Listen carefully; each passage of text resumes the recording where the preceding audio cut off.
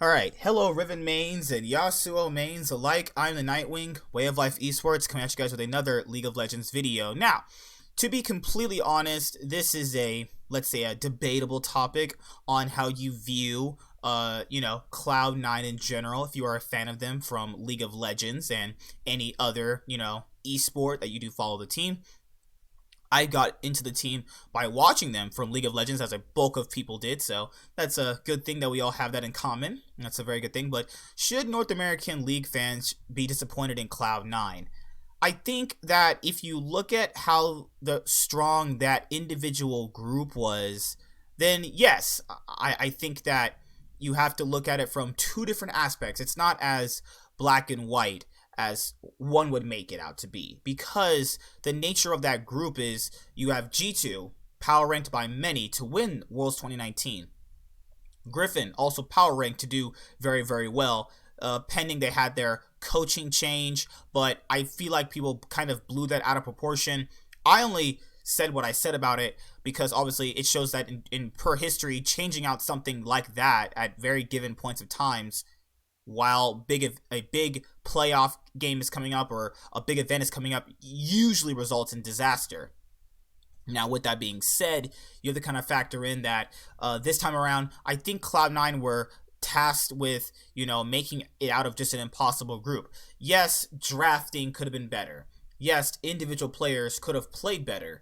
But I just feel like this time around, Cloud9 were severely outmatched in every single category across the board when you just look at it towards, G2 and Griffin. Now, Cloud9 notoriously has known for being the only North American team to get out of groups. And there was a lot of people saying that, oh, well, Cloud9 only makes it out because of X team choking, or they only make it out because of X team not performing well, or obviously it's never that Cloud9 does well, it's always because someone else is doing bad. That argument, which is invalid in a lot of cases, but since North America did really bad this year at the 2019 World Championship, then obviously, if Cloud9 did get out of the group of what was called the second group of death with Griffin and G2, North American fans would have been ecstatic that Cloud9 would have got out. Now you want Cloud9 to get out, huh? It's really kind of funny that people were dick riding for TSM and Team Liquid all these many years that, oh yeah, I only want them to make it out because they have the stronger team and they would have did a lot better in best of fives and against the world's strongest teams. No, they wouldn't have. They would have gotten absolutely destroyed by those teams. But nonetheless, if Cloud9 had made it out of the group, I feel like a lot of North American fans would have loved that a lot more, because the end result of North America resulted in no teams getting out. And yes, North America had hard groups, and one of the EU squads had a very easy group in terms of Splyce. Now, if you throw Cloud9 in there with Splyce and FPX, maybe Cloud9 gets out, maybe. We don't know. It just all but depends on things. Now, in terms of fans being disappointed in them, I feel like that is a very, very, fair criticism, because since they've always notoriously gotten out of groups, this is the second time that they haven't got out of groups. And last time it was with it was during Worlds 2015 with Europe, actually. It was when they were in the group with IG, AHQ, and Fnatic, and that was also decently hard group, but it just depends on how you look at it now versus how you looked at it, back then. With that being said, overall, there's a lot of things that Cloud9 can improve on. I've been very vocal about what they can improve on. Now, starting with the AD carry position, I think that Sneaky just needs to be benched. He's not been playing that good. Now, whether or not you like him or not shouldn't be the case with, how you overall view him as a person. As a person, he's a really amazing, cool person. I've talked to him before. I think he's a great person. But in terms of playing League of Legends, I think that at the competitive level, he's just not as good as he used to be. And I like that Cloud9 tried out Deftly for the very last match, because I think if they had got a chance to roll with Deftly in the group stage, they might have had a chance to get out of the group. At least is a lot better, or at least had a more of a fighting chance than what Sneaky gave them. Now, I like what they did with Sneaky, which was they gave him mages, which he's still not that good on. But in theory, I get it because you get to give him a safe damage, DPS mage that's safe, that has engage, it has some disengage if you use your ultimates properly. If he had not been playing that good, so giving him things like Heimerdinger and Cassio, in theory, was really good. So kudos to that idea. But overall, in terms of having AD carries, which we saw dominated so far in the group stage, I don't think that, overall having Sneaky play most of the games was the right thing. I think that playing Deathly could have been a lot more of a more, secured way of getting wins in the group. Now, people like to bring in, Reaper's drafting phase. But remember, Reaper's drafts make sense to a certain degree. He just tasks the players with, performing these drafts to the certain extent and where they're prepping. Remember, these guys are prepping these drafts. These things are prepped. This is not just him picking everything on the fly. This is prepped. And people need to understand, a coach's draft makes sense, but you have to factor in it's the players to execute it. Some of his drafts made sense. Now, drafting these early game compositions didn't make any sense because Cloud9 is not traditionally an early game team. They've only more or less so adopted that strategy more or less so last year. So I wouldn't have went wholeheartedly out with that. I would have balanced it out like they have done in previous other world championships. But as a fan of theirs myself, I was pretty disappointed too. Not more or less so of them not making it out, because I even said in my previous videos that if they don't make it out, you can't be really that surprised, because Griffin and G2 are just some of the best teams right now, in League of Legends. So, for them to overcome them is just ridiculous. It made more sense for TL to overcome their opposition because they do have the stronger players than Cloud9 to get past that hurdle. Cloud9 don't really have what TL has in the luxury of the strongest players right now in my positions, but they do have really strong players in certain things that they can do. Now, let's see what a lot of people have been saying, and then I'll kind of bring it back to a lot of points. So what needs to happen for Cloud9, in my own personal opinion, remember these are all my own personal opinions, you do need to kind of play Deathly more. I would like to see Deathly play more. I really would. I like Sneaky as a person. I think that he's a really cool dude. I met him before. I went to the LCS before multiple times. I've met him. He's a really awesome guy. Gameplay is just not there, man. And if people want the Cloud9 to do well, you're going to have to sacrifice something. And this is the issue, is that it doesn't matter if he's grandfathered in. Like, who cares about that? All that matters is that he plays good to get them wins. At the end of the day, what matters more? You liking Sneaky or us liking Cloud9 and getting out of groups? Which matters more? Because what hurts more? Not getting out of groups or keeping Sneaky? I'm not saying you have to bench him. Play Deathly more. It's shown that Deathly is competent in what he wants to do, and if they wanted to have Sneaky play mages and Deathly play marksman, why didn't we just do that? Didn't happen the way I thought. But I do feel like going into 2020, there needs to be a change with the AD carry position, or maybe you drop both of them and get a new person in that's obviously really good. So there's multiple different ways that can happen, but it's not all on Sneaky. It's not what I'm trying to make out here. It's not what I'm actually, going full hard on. I'm saying that individually, he was an issue that was just not been performing well for a while at this point. All of the summer leading up to this point, he had not been playing good. He didn't play good in finals. He didn't really play that good in the CLG series. He had not been playing good in the 18 best of games that they obviously had in the regular split, beside a few that I can really remember. But those are things that you obviously have to count in. Now, looking at it in terms of Svenskeren being there, that's a different thing, because I don't feel as if Svenskeren is going to stay on the team after this, Worlds is over. I don't know what team he'll go to. I mean, there is Evil Geniuses, and there is Immortals coming back into the league. Dignitas has kind of solidified themselves back into, the LCS, so he might go to one of those teams, potentially being a upgrade over whoever they think is going to come in versus what they have now.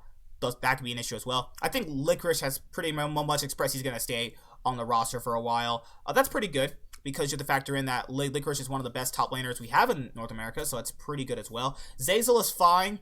I know he can look kind of lackluster at certain points, but I think Zeyzal is fine.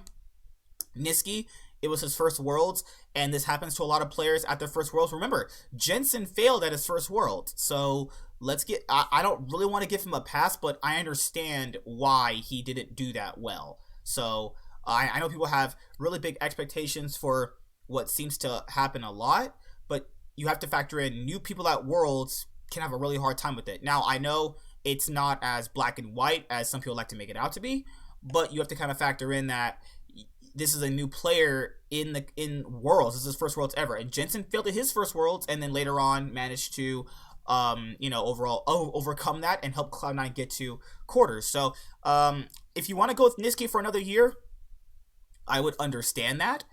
But overall, I feel like there was good mid laners here we have right now. We had Froggen, who looked really good. Crown looked amazing.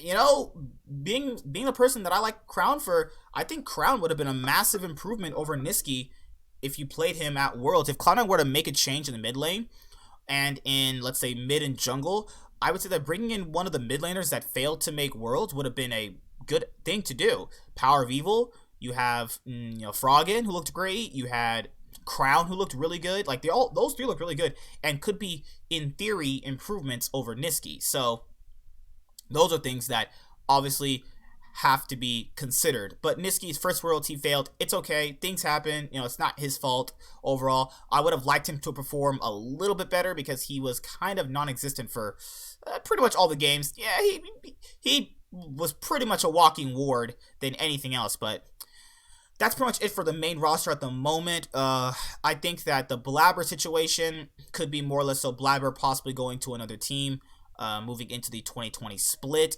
Or he could just split more time with Svenskeren, but is this really going to make them a lot better? Would you keep Blabber over Svenskeren? I personally wouldn't. I don't think he's actually that good, and I don't actually think that what everybody says about him is really valid, personally, to me. But if they keep him for an academy team, whatever. And if Sven leaves, just bring in a different jungler at this current point in time. So what I'm going to do is I'm going to browse over to Reddit too. Yes, League Reddit XD, but this is the Cloud9 subreddit, so probably a lot more of well-grounded argument points. Then you also have the article written here, so I'll be reading this off in just a moment. But then also, yeah, people said we might want to change the coach. I personally don't know if Cloud9 would want to do that, which is changing out Reaper, though I wouldn't argue against it, personally. I love the dude. I think he's great in what he does. Overall, I don't think the results have been there enough to justify, keeping him as head coach at the moment. But, like I said before, he does do some impossible things that do pay off. Getting Cloud9 to almost beat TL in finals is something that, well, a lot of teams can't say they did because people factor in that, well, Cloud9 got second a lot. Well, I mean, if you're getting second to a superstar team, is that really that bad at the end of the day? So those are all interesting things to look at as well. Writing off Cloud9 and leaving them for dead is an annual autumn ritual for North American League of Legends fans. They call Cloud9 an immature team with plenty of issues, with no shot against better international teams at Worlds, and who could blame them? For most of the past few years, Cloud9 have scraped into the tournament as the region's third seed, and honestly, being the third best team from a cursed region isn't really something to be proud of. And every year, like clockwork, Cloud9 prove everyone besides their own ardent fan base wrong. No matter how bad they looked in regional play or how difficult their group was, their team would find some way to survive the group stage. It's like the team relied on others to write them off before they start really believing in themselves. But this year was different. They actually had a shot at winning the domestic title before falling to Team Liquid in a dramatic 5-set summer playoff finale. For the first time since 2014, the team wasn't the NA's third seed. Also true. Even when they got placed in a group with MSI champions G2 and LCK regular season winner Griffin, there was hope, nay expectations, that somehow they'd get out again. Now, I think that in this specific aspect, the play-in stage was really, really underrated. Because the play-in stage, I felt like could have made them a lot better, and I really do miss the play-in stage. Remember, every single time they hit the play-in stage since they've introduced it at Worlds, Cloud9 have made it out of their groups. 2016, 2017, and 2018. But they did it. After 6 games, mixed with surprise and sadness, they managed to only with 2 wins, none against G2 or Griffin. Their elimination from Worlds may feel disappointing for North American fans, but there's nothing really to be disappointed about. Their performance at Worlds 2017 was classic C9. How could their fans ask for anything more? Mad Scientists. Are they like Bill Nye the Science Guy? For many fans, the disappointment with Cloud9 stems from some bizarre choices that made during the group stage. Foremost, with the surprising decision to start backup jungler Blabber, starting a sub isn't unheard of at this level, but the thing is, Cloud9 was benching their MVP of the summer split, Svenskeren. At first, it seemed like this might be a gambit to gain Blabber some stage experience in a game against G2 that the team felt it could not win. But then Blabber started the next game too, in which resulted a loss versus Griffin. Why on earth would Cloud9 bench their superstar jungler in the most important games of the year? Zeyzal revealed in an interview with Travis Gafford that Blabber had been playing in a significant portion of the team's scrims. The fact that the team made a roster choice based on scrim results is troubling. We don't know who they played, and the Asian teams tend to troll during international scrims. Blabber's practice results very well could have been a fool's gold, especially with how crazily aggressive he played on stage. But the thing is, Cloud9 always does this. Last year, it was benching nearly the whole starting lineup to start the summer split. Coach Reaper is comfortable in his role as a mad scientist, and it's always produced results. Those criticizing him for benching Svenskeren are also guilty of results-oriented analysis. Cloud9 have never been afraid to experiment from its roster to its champion choices. This year, both failed them in a catastrophic combination, but that's always been their identity. And from a certain perspective, it's almost better that the team lost doing its thing rather than trying to copy someone else. That's a really cool picture. The other thing about C9 is that they're not truly dead. Parts of their ethos lives on in the form of North America's remaining seed, Team Liquid. Obviously, that is not true because Team Liquid has just gotten, knocked out of groups at the time we recording this video. They're done. So, basically, this kind of just goes over, obviously, TL being NA's last open. Well, they definitely failed. So, yes. Alright, so let's finish this up. Before the tournament, we wrote that Cloud9 were North America's best hope because of their ridiculous history. But now, with Cloud9 eliminated, there is still hope. Yes, there is still hope for, North America in some shape or form. But I feel as if this time around, asking Cloud9 to get out of groups was a little too much. I may have been guilty of that myself, but I really did feel like they come into Worlds a lot differently as a team and a lot differently prepped as a team in general. But I've already laid out things that they can change personally, and these are just my own personal opinions. Now, looking at over to Reddit and how their subreddit reacted to this, there's so many comments. There's 19 comments, actually isn't a lot. And let's go. I'm disappointed in the result, but not the team. Last year was a miracle run, and the group was even harder. No shame in losing to Griffin and G2. I don't know how he got downvoted, but he's not lying. Like, G2 and Griffin are power ranked to finish, top 4 in the tournament. So, to expect them, who have significantly weaker players than them, is, that's just ludicrous, Alright, so, let's see what other people have said. Let's go. The issue is not this Worlds per se. We knew we had no chance if Griffin showed up. The issue was the entire year. The reverse sweep versus TSM in semi-spring. This led through summer final against TL and some atrocious games during the mid-split summer who made a lot of people here, including me, doubt the ceiling of this team when you have no consistency and alternate between smurfing games and team coast level games. It's definitely not. It's definitely not.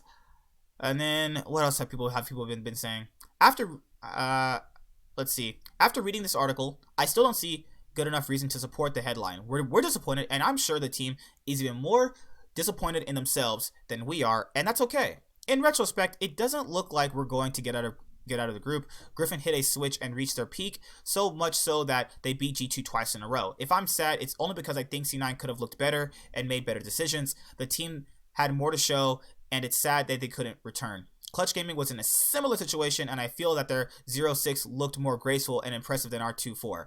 He's not lying.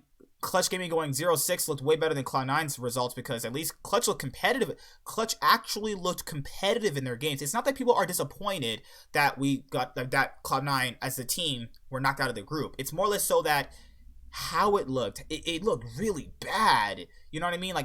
Beside that one Griffin game, it looked really bad. So how do you guys feel, if you're a Cloud9 fan out there, about them not making it out of groups for the second time in a row? I feel like they're going to make some big changes next year. Whether you choose to believe me or not, doesn't matter. They're going to make changes. That's just how they should feel like this, because if their consistent record of making out of groups is now kind of broken for the next 5 years, as they've been the only hope for North America for so long, and that kind of feels bad and good in a certain aspect. I really truly feel at the end of the day, it shouldn't always be them carrying the region. It really shouldn't.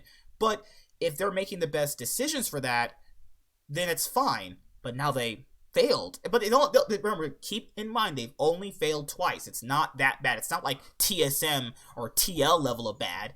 So what I feel like they need some tweaks. They need to change up some roster moves. They need to get some star players in here. And they need to try out some different stuff, because trying the same stuff over and over again, they're not going to become a TSM, as what people keep feeling like. I don't feel like the org would let that happen. They're not that way. I've met these people in real life. They're not that way. I did not get that feeling from them. I've met them. You can trust what I'm saying. But what I'm saying is keeping the same thing over and over and over again because you're too afraid to try something different is a hindrance. People said the same thing when High left. Oh, Cloud9 is going to fail without High. Ever since High left, what has happened? They've still made it out of groups, aside from, this year, obviously. They've made semifinals of Worlds. So they have what it takes. Cloud9's problem is the same thing Fnatic and G2 and SKT have. Their worst enemy is themselves, and that's what holds them back over everything. It doesn't have to be players, it doesn't have to be coaches. Your worst enemy is yourself. And that's all I gotta say. So I'll see you guys later. Like, comment, subscribe, most of all, enjoy. I'm the Nightwing, and Way of Life Esports is signing out. Let me know what you think about Cloud9 and fans being disappointed in their performance. I'm disappointed in their performance. I'm disappointed that Clutch looked better than us. It's ridiculous. But I'll see you guys later. Bye. Have a good day. You guys have a great weekend. No. Wednesday. Tuesday. Sneaky Daddy. Hi there, guys! Be sure to like and subscribe to the channel for more stuff. Yeah, thank you.